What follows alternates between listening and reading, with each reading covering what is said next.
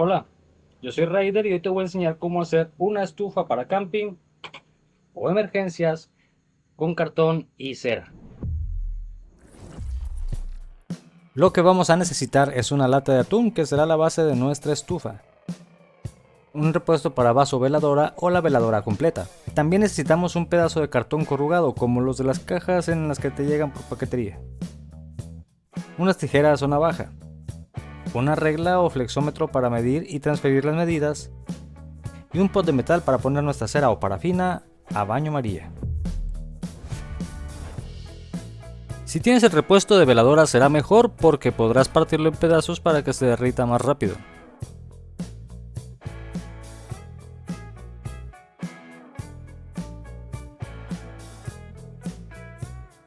El siguiente paso es tomar nuestra lata de atún y la regla y medir la altura interior de la lata, que en mi caso es de 2.8 centímetros. Ahora que ya tienes la medida, vas a tomar el cartón y vas a hacer tiras largas de esa medida, en mi caso 2.8 centímetros. Lo que sigue es importante. Vas a enrollar esas tiras de cartón lo más compacto posible. Lo importante de esto es que no esté holgado para que funcione mejor. Cuando ya terminaste de enrollar la primera tira, vas a continuar de esa manera con la segunda y la tercera tira de cartón.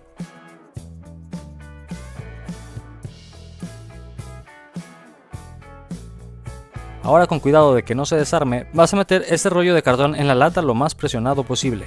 La idea es que esté apretado ese cartón para evitar que se desarme y eso va a maximizar la potencia de la flama. El siguiente paso es poner la veladora o los trozos de parafina a baño María, a fuego alto para que se derrita.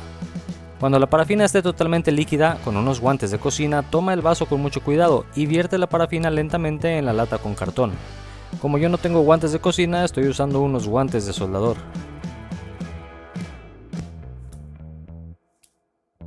Si la lata parece llenarse, dale unos golpecitos contra la mesa para que baje la parafina y poder agregar el resto.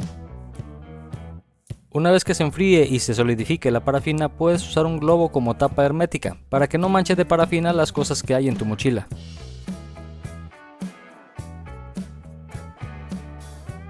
Y ahora unas recomendaciones. Y ya, se apagó, ya quedó listo. También tengo esta otro que este yo lo hice y esta es una estufa de cartón con cera. Esta funciona bastante bien.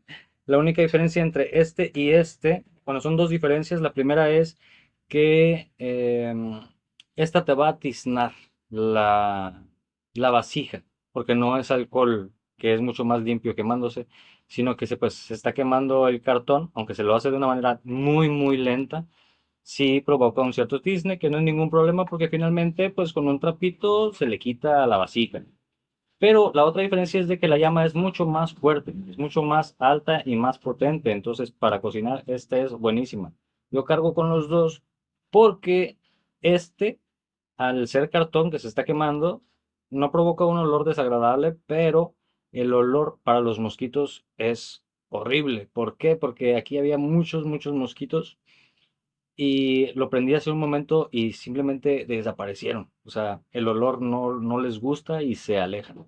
Para este, como está hecho con cera, simplemente con la misma piqueta le das una raspadita para que quede expuesto el cartón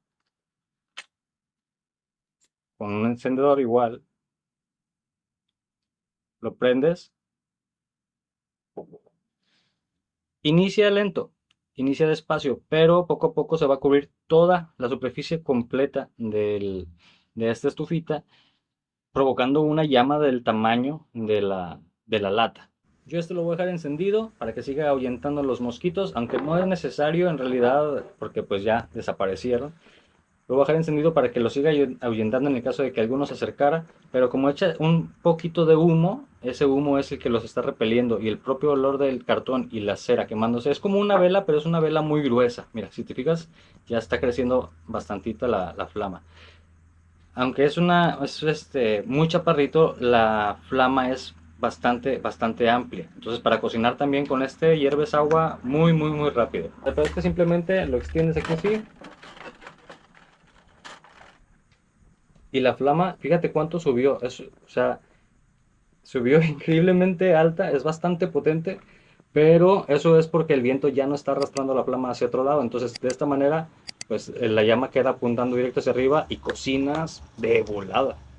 Y finalmente, cuando ya has terminado de cocinar, apagarla es muy sencillo, simplemente le soplas como cualquier vela y listo.